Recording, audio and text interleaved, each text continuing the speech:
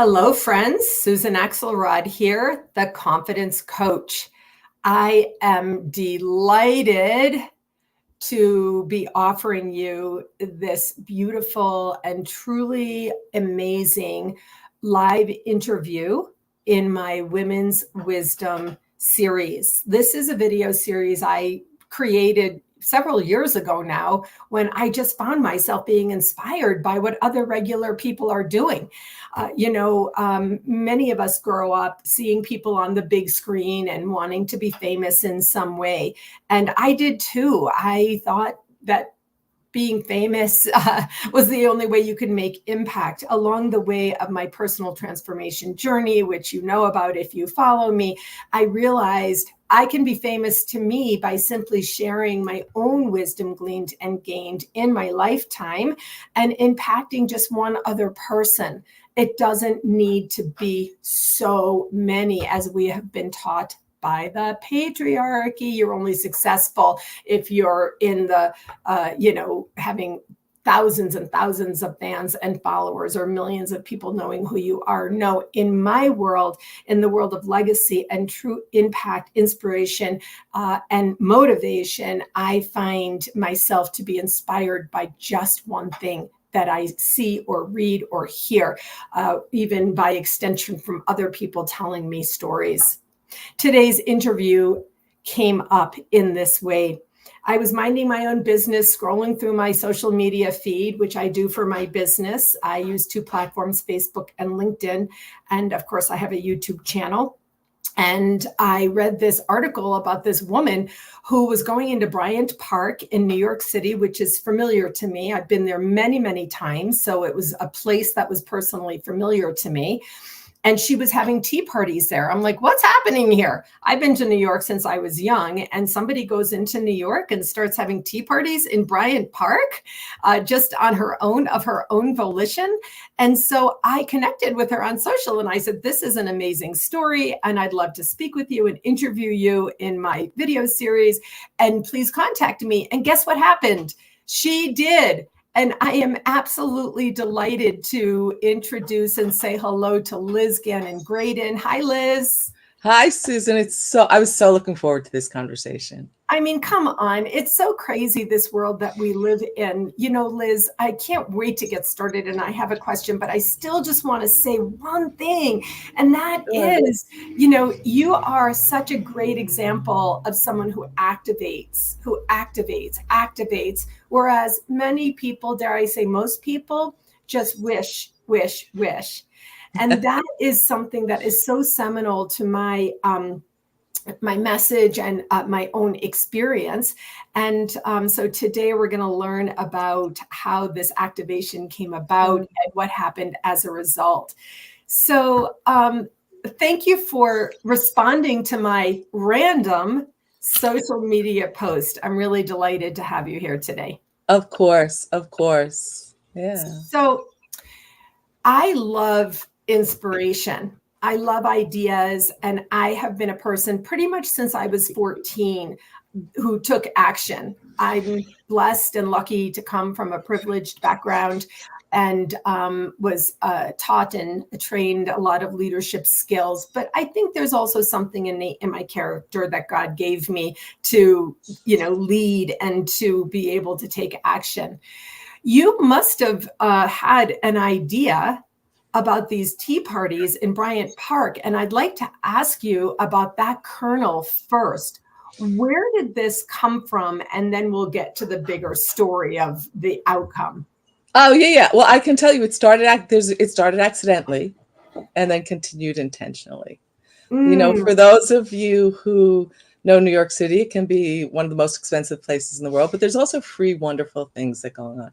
And in the summer of 2014, I have two beautiful sons, and I was just looking for free things to do in the city with them.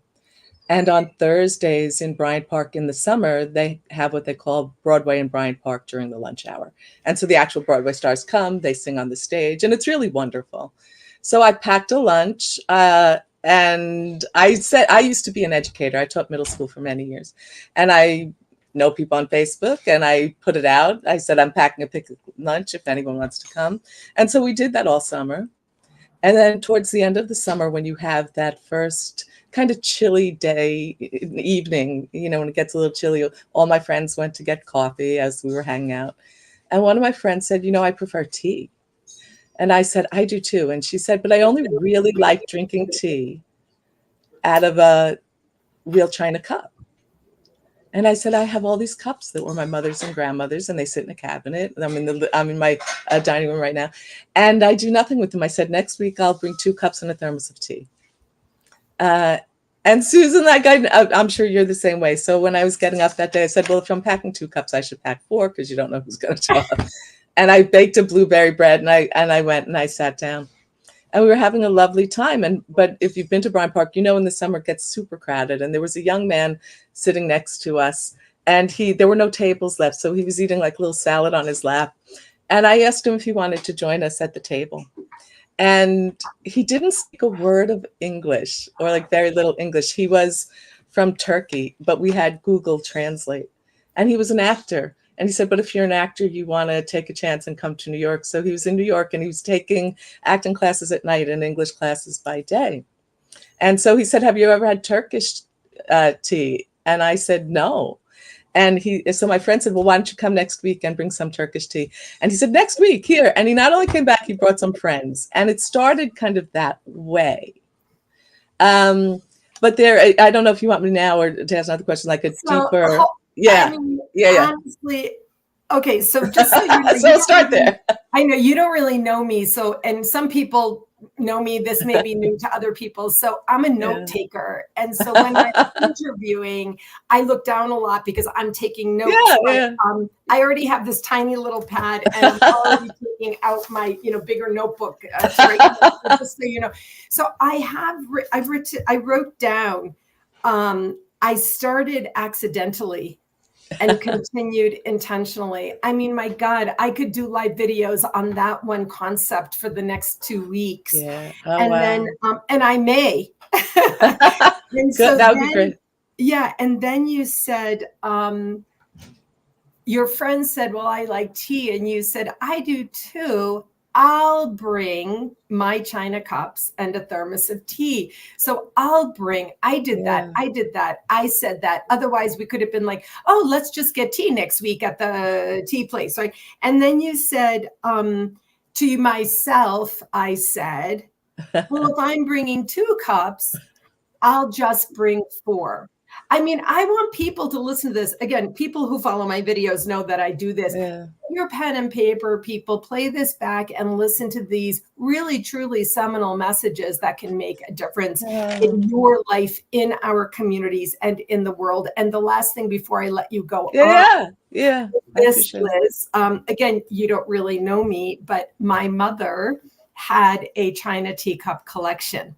Mm-hmm. And so my siblings, everyone in my family knows this. She's gone just a few years now. And that was part of my being drawn to you, because I was like, oh, Mom is showing up here with the china teacups, which we gave a teacup to this friend. And that, one person could remember Terry, my mother, Terry Lowenthal. So I think that was an underlying bond for us. Okay, so now we're having tea with random, strange, non-English speaking actors. So please continue. Well, so at that same time, I figured I'd stop at the end of the summer, and I had made a choice to leave teaching to homeschool my own boys. And so I thought, I realized Bryant Park is a year-round park, and I don't really have to stop when Broadway stops. So I was just going to keep going as long as the weather let. And at that same time, my dad, who I'm sure we'll talk about a little more, he was a college professor, and in the 60s, he was a civil rights activist. And at that point, he developed Alzheimer's. Right. My dad developed Alzheimer's. And as I started to think about ways to remember and honor my dad, my very first memory of the world, and this is another, really, you talked about seminal moments for me. My first memory of the world was the assassination of Dr. King, because it was the first time I watched my dad cry when he was watching television. And I don't know how other people talk to their 4-year-old children. But I said, Daddy, I don't understand why anyone would want to kill Martin Luther King. And he said, there are some things we will never understand. But the work that Dr. King, he probably said Martin, the work that Martin left unfinished was to create what he called the beloved community. He said, that's your job. You're here to create the beloved community.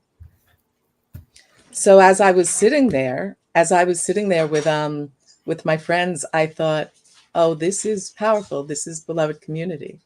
And a lot of people, think they know Dr. King, right? And a lot of people know a little bit. My dad really steeped me in Dr. King. And his idea of the beloved community was that everyone has an equal seat at the table, right? That the beloved community is everybody having equal access to all the goods of the community, equal access to justice, education, health, equal access and equal seat at the table. And I thought so I started intentionally. We're starting our 11th year, right? We're in our 11th year. And I started saying, how can I intentionally create this experience of beloved community? And a few years later, a friend of mine joined the table and he coined the phrase community. So we call it the beloved community, TEA. And it is about welcoming everyone equally to sit. It's free. It's open to the public. If people walk by and stop, I always invite them to sit. Some people stay, some don't. But yeah, that's our model. So as I said, it's become more and more intentional. I mean, I could barely speak. Okay, so again, I'm new to you, Liz, but my website, which the tagline of which became the URL in the day when you started buying domain names, that I created from my industry of philanthropy, is what will your legacy be? And in those days, I saw that. Yeah, in those days, my dear friend Eileen purchased a domain name, which I barely knew what that was. Eileen was one of the first ones with a BlackBerry, I knew. And then it sat unused, being paid for a few years. And then by, that was 2004, sometimes she bought it. In 2010, my website went active. And in the iterations and transformation of my life, I kept the domain name whatwillyourlegacybe.com. And so one of the things I teach is how to honor and create a beautiful legacy from the trauma and tragedy, grief and loss of losing loved ones. And so this, I really honestly did get chills of the soul of your father coming forth to be like, it's so great that you're interviewing my daughter and that she gets to share the message that you learned from your dad. You are here to create a beloved community. I want to say though, it's like Martin Luther King, he talked about the beloved community. I actually wrote down the love. I said A, but I wrote down the beloved community. And so I like that because I have the confidence zone with a capital T. And so I love this. I want to invite our listeners and viewers to understand what's happening here about legacy as well. So you started this, as often happens with inspirational or motivational speakers, people who become leaders in their field and whose methods or methodology or theories become used and remembered. Mine is the confidence zone. Mine is about the soul connection that underlies and leads to personal confidence. These are impactful and remembered because it really does touch souls. It touches souls, and it comes from a place of what your own development, your own reasoning. I was a teacher. I made a choice, you said, to homeschool my kids. Bryant Park, Thursdays free. This is fun. We'll just continue it. And I love this conversation, which is showing exactly what you said at the outset, which is it started accidentally and continued intentionally. So did your kids come to these teas? Obviously, in the summertime, your kids were there, and then... they did. They came, and we did it mostly weekly, right? Weather permitting, from uh, up until COVID. And my kids, and I live in a 2-family house with my sister. So my niece and another friend who moved in with us, we used to go every week and pile in. And when COVID happened, we continued it on Zoom for people who followed us on social media. We did a weekly Zoom. But even during those years, we were able to have a couple in person because in this, there were those moments when they told us, "Oh, you can open up," and Right. Oh, and you're it's outside. outdoors. We're Right. outdoors. Do it, very safely. And then my boys got jobs, and so they haven't been able to come in weekly. They still do make guest appearances, and it's very special when the boys come in. My Well, they're niece, famous now in their work. my niece tends to come in every week with me, and it's this. And a couple of times, like if there have been times when I had other engagements and couldn't do it, my niece has held the table for me. So Oh my it's God. really How old this. is your niece? She's 23. And what's her name?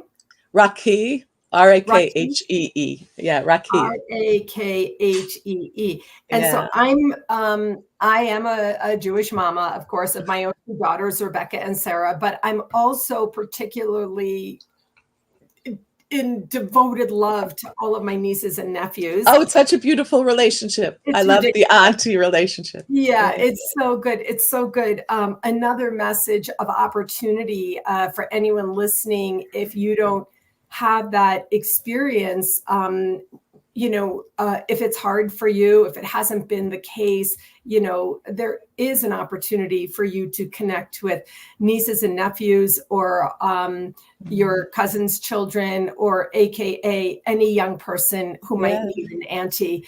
I beg, I urge, I encourage you to understand the power of mentoring and leading and guiding our young people. To this point, Rakhi herself, a young woman now, right? She was a child when all of this. Yes. And you said sometimes she hosts the table. Oh, yeah. Yeah. I mean, come on, this is ridiculous. This is so fantastic. I should interview her next. I work with young professionals quite a lot now. I own the domain name foryoungprofessionals.com. I do free mentoring, free coaching for young professionals and all of that. So I love that you gave Rakhi her own legacy, her own point of self-pride. Oh, yeah. And someday I'll look forward to having a conversation with her. Let's get to the New York Times article. Who wouldn't aspire to want to be in the New York Times? Liz, there's this idea of 15 minutes of fame. I don't know where it came from, but it's something in our generation, at least, that's known, and we see it on social media, the influencers, of whom there are really 2 out of 2 billion, right? In relative terms. Kids think that everybody is an influencer. Everybody is not. There's a lot of trauma and tragedy among the vaccine story of social media influencers. But come on, realistically, in my research to prepare for this interview, I saw that you were in the New York Times several years ago. I'd love to hear about that story. Well, we had been sitting in the park weekly for a couple of years, kind of anonymously, and someone walked by and a lot of people walked by and I would invite them, but there was a woman who worked at the park. And she said, "What is this? I've noticed you here." So I told her, and she said, "Well, do you mind if we put you in touch with our PR person?" And I said, "No, that would be lovely." And when we started talking, it ended up he had gone to one of the schools I taught at. He wasn't one of my students, but he had attended one of the schools I taught at. And he said, "There's this wonderful reporter from New York Times." Are you getting feedback? I'm hearing a little feedback. No, I can hear you. Just Okay. A wonderful reporter named Corey Kilgannon, and he might be interested in the story. So Corey called me, we did a backstory, and it was lovely. And he said, "Well, I'm going to come to the tea party." And I figured he was going to spend a few minutes, and he really spent hours. He spent hours sitting at the table. And the story didn't run. And I thought, it's not a timely story. It's not like a time sensitive story. And we often would stop when the first few years we stopped when it got too cold. We would usually stay through Christmas season because they make a beautiful Christmas village in Bryant Park. And even for a few hours we could be there. And towards the end of October, he reached out to me and he said, "Liz," he said, "I had to do 2 things." He said, I had to write about your story in a way that was very true, but that didn't make it sound as good as it is, because you would have been so inundated by people who would have really destroyed the intimacy of what you were doing here. But then he said, and I'm posting it as late in the season as I can, because you'll get a rush of people because of the article. But when spring comes around, the people who are supposed to find you will find you again. And I thought even the intentionality of Corey Kilgannon, there was this beauty to him seeing what we were doing and connecting. And there was a shift when that article came, because, and I'd like to name it, I've noticed the last couple of years, has been this, I use the word magic, this magical thing that has been happening. And I said, I'm not really sure how to name it, but my husband said, I can name it. And my husband is a beautiful artist and filmmaker. And unlike me, he is not a talker. So if he says something, I really listen. And he said, Liz, you're a magnet. And there are two things magnets attract: metal and other magnets. And he said, the first few years you attracted a lot of metal, people who thought it was beautiful, people who wanted to sit and wanted to join. He said, but once Corey Kilgannon wrote the article, and in it you put out your intention that you were specifically there to create the beloved community, there were people who joined you with that same intention. He said, so those are other magnets. And he said, and when magnets attract magnets, the energy is stronger. And so that's, yeah. I call this energy plus energy equals synergy. Yeah. Okay, that's what, I'm not a scientist, but I call this the synergistic outcomes, aka perhaps synchronicity, right? Energy plus energy creates, and for people who are listening to this, not watching this, my hands are like coming together and then opening up like a big starburst, like the sun's rays. And that's what I call that. And that's what I understand. Does that resonate with you? Absolutely. Yeah. And it has felt really powerful. Yes. So magical, powerful, synergistic, leading to synchronistic.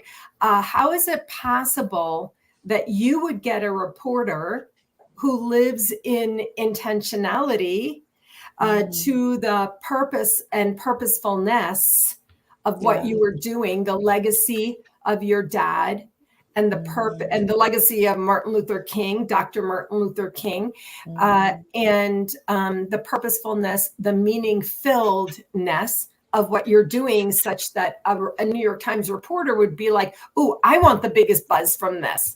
Like it's about me, and it is. You're a New York Times writer, and you get to do it the way you want. I want the buzz from this. I want the hit from this. I want the impact from this. No, he said, and you said he had intentionality for the purpose and the good, the greater good, which is part of the beloved community. There's a greater good that he came into. So I don't believe that's a coincidence at all. I believe that is synchronistic, and I love that story. I grew up in New Jersey, Liz. I grew up, more times than I could ever count being in New York City. And I've been in Bryant Park many times and been to the Christmas Village many times. And so I really know and resonate with everything you're saying. I love it when you say my husband is a man of few words. So when he speaks, I listen. That's awesome. And then this idea that magnets attract metal and magnets, right? And that really to create the beloved community, the magnets you want, again, is the energy coming together to create synergy. Yes, absolutely. One of the reasons I wanted to interview you in my Women's Wisdom series is that many years ago, I created something called Regular People Becoming Philanthropists. Philanthropy has been a part of my life. It's my entire career. It's from my very first job. I've been in the world of philanthropy. and fundraising. And so regular people becoming philanthropists. And for you, at some point, even the very first time when you said, I'll bring the tea and my teacups, which is energy, you have to pack up the teacups. I want to hear about that too, by the way. But you have to pack up the teacups, you have to make the tea and to get the thermos. And then you made a blueberry bread, which is amazing. Blueberries, antioxidants. I mean, there's so much in here that's so good. And that was that was philanthropy, because you donated the energy of packing up cups and bringing cups. That's time and energy, and the money of whatever buying the tea. You pay your water bills and making a bread, and the tin foil that wrapped the bread or whatever it was. That's what I mean when I talk about that's philanthropy. That's regular people becoming philanthropists, whereby you were just sitting there being the woman your dad taught you to be and your whole life experience. But you became a philanthropist. And so I want to ask you, how many people are there? How many teacups do you freaking pack up? This was the biggest question I had. And how do you do that? These days, I usually pack for 35. So we pack for 35. And we've only once or twice run out of cups. Yeah. And I keep saying, you know, how's that going to happen? But we do have, there's an office building across the way. And I have friends who are there. So I could always, we have plans. I can run over, I can go to the office, I can wash cups out, we can reuse them. And I bring 4 thermoses of tea because I try to serve a variety of teas. But again, they can, now I have friends who will run. They'll run back to their office, they'll refill the thermos, I bring the dry tea with me now, so we can make tea all day. And on a regular day, I get there around 11 in the morning, and we stay till the park closes. In the summer, that's at 11 o'clock at night. So we sometimes sit there for a 12-hour day. I mean, this is so ridiculous. I really, honestly, anybody who knows me, the people who know me and follow me, they know what this is to me and how I use the word purposeful and meaning-filled, Liz. You know, the world we grew up in, of the patriarchy telling us, oh, you know, you need to know what your purpose is. What's your purpose? What's your true purpose? The true north. What's your purpose? Some of us in our generation got stymied by that because God didn't reveal to us in a way that we could see or understand, or however you want to say that in words that work for you, what our purpose was. Many, many years ago, I did my own true purpose work. Even I was confused by that. That's how I developed this theory of mine. But when I use purposeful and meaning filled, right, then you can be like, ooh, I don't know if this is like the ultimate purpose that I was supposed to do in my life, the thing that I was born to do. It's like, that's too much pressure, right?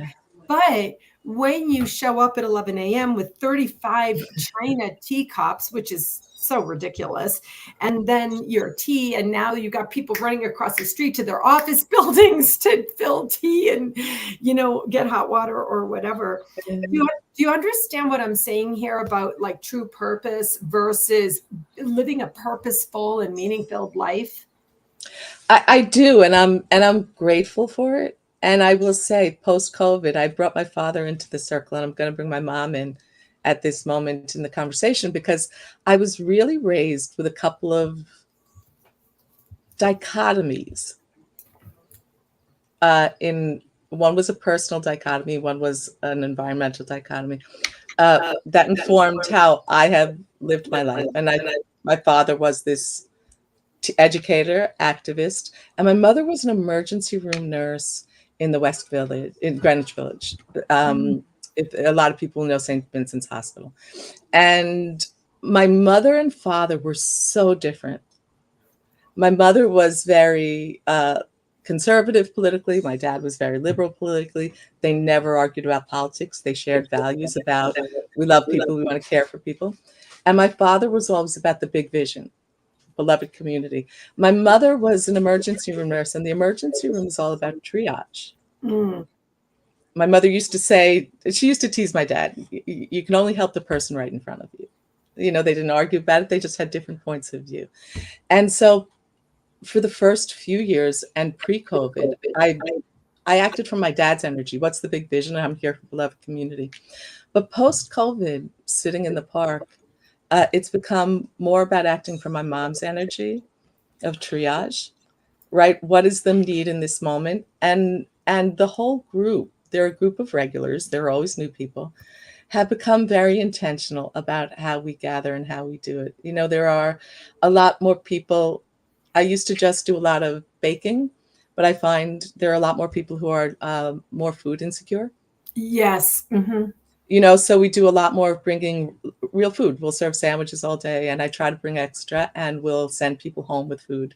And they know that at least that one day a week, there's this care that happens. And it's more and more, I don't know if you know the term loaves and fishes, right? Now, Yeah. when people, some days I come with what I'm creating, but we give away more food at the end of the day than I even brought, because people will show up and say, oh, there was a party at the office and I'm bringing the leftovers, or, oh my God, here are bagels.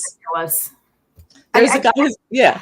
I mean, I really can't even stand this. It's so crazy. I really hope, oh my God, I really have to breathe through this about the story under the story. I have a book show podcast as well. As you know, I'm a writer. I do. And I encourage people to write. And in my book show podcast, I always say, what's the story, behind the story of your writing? Because I want to know this. This is what I love. It's so good. Mm-hmm. And again, the story of legacy, the story of impact, are you like the wealthiest person in the world? Are you like the richest person in the world? No.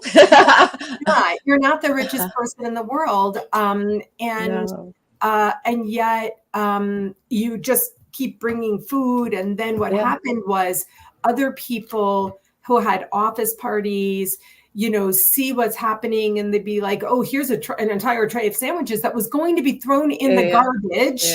And, or here's a, packaged pastries that didn't get eaten at the conference. And, and then other people be like, here's $10 for your tea for next week. I made that assumption. Has that ever happened? Well, it's interesting. This is something that I don't tend to do. For me, the idea of the beloved community is, if you're a millionaire walking through the park, you can sit and have a free cup of tea. If you are someone who is housing insecure or some level of in need, you can sit and have a free cup of tea. And my idea is there are very few places where you can sit and eat and drink and have conversation and community all day without money changing hands. Yes. Let me So explain. yeah. Let me explain what I meant, because I really want people to hear this. Yeah. I know from my world of work that there are people who don't have time, energy, or effort, or even inclination to pack up 35 cups, bake multiple breads, make multiple sandwiches, go to the market, clean up their kitchen afterwards, pack it all up into your regular cases with the system that you've developed, drive it into the city from wherever. I can't remember where you live, to tell you the truth. I live on Long Island. You live on Long Island. You have to drive into the city and so on. But yet they have resources, and they'd be like, I'd rather, I don't have the bandwidth or wherewithal to do that. Sometimes it's easier for them just to give money. So that's why, and I'm okay with that. I know. I am still working that out, Susan, to be honest. We're going to talk about that offline, because it does not in any way, shape, or form conflict with the purposefulness of what you're doing. But I want to say again, what you just said was, this place that you're coming from, there's so few places in the world where people can eat, drink, and have a conversation without money coming into it. So in all ways, that's very good. But I'm all about good money energy. And I have no problem, with somebody, saying like, hey, can I, here's $10 for the next thermos of tea, by which to you personally, by which you be like, wow, thank you so much. The first thermos of tea next week basically is on you, thank you so much. But I appreciate that. I want to say that because, I mean, I've interviewed everyone, Liz, and one of I my know. people was a lawyer, a woman, a mother, who ended up having to leave a big law firm, and her life was just total difficulty in all the things that were also beautiful. And she would have been one of those people who stopped by, had a tea, and been like, I can't make a freaking blueberry bread, but here's a 10. Let me sponsor the next thermos. Yeah. So I'm aware of both. I'm like all in on all that. Thank you for that. Yes, you for that. are welcome. We live in abundance, in not block. And so when you're giving, why aren't you also, not you, why can't we also receive? And then, we give and then we receive and then we give and then we receive. And also that's part of the beloved community. And it used to be in villages, right? People lived close to family, and the auntie, or the godmother fed the dinner, and et cetera, and so on. I don't want to get stuck in that because it's all right. It's so good. These interviews, which I'm going to have to bring to a close now, are intended and designed to inspire. So I have been so inspired by this. I was inspired to reach out to you. And then when you got back to me, I was inspired to, make this happen. I'm a person who, activates and turns ideas into actions and creates, manifested outcomes. I want to say to anybody seeing this video or listening to this conversation, you could do anything at all, like anything we've discussed today, especially realizing how much something started accidentally and continued intentionally. And by the way, whatever you do is beautiful. It's perfect. It doesn't have to turn into a New York Times article about things. The fame is very passing, but the impact is very lasting. That actor who was from Turkey, who didn't speak English, was like, what's happening here? I get to have free food with nice people, in his own language, in his own head. And he'll never forget those moments. And I want you to know I'm still in touch with him. And those couple of years he had Thanksgiving with my family, we're still in touch. He's doing very well. He's still, he's still in my life.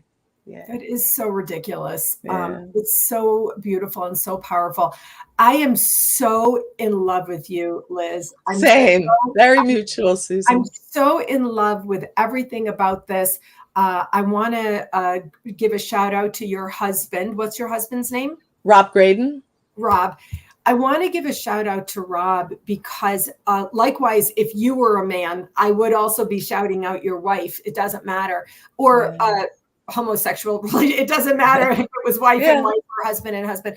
I want to shout out the partner because nothing like this happens without the, blessing. And even if they're not actively supported, they're also not halting or stilting or stalling or complaining or actively preventing this from being. And he's a beautiful supporter of all I do. He has to be, otherwise you wouldn't be doing this.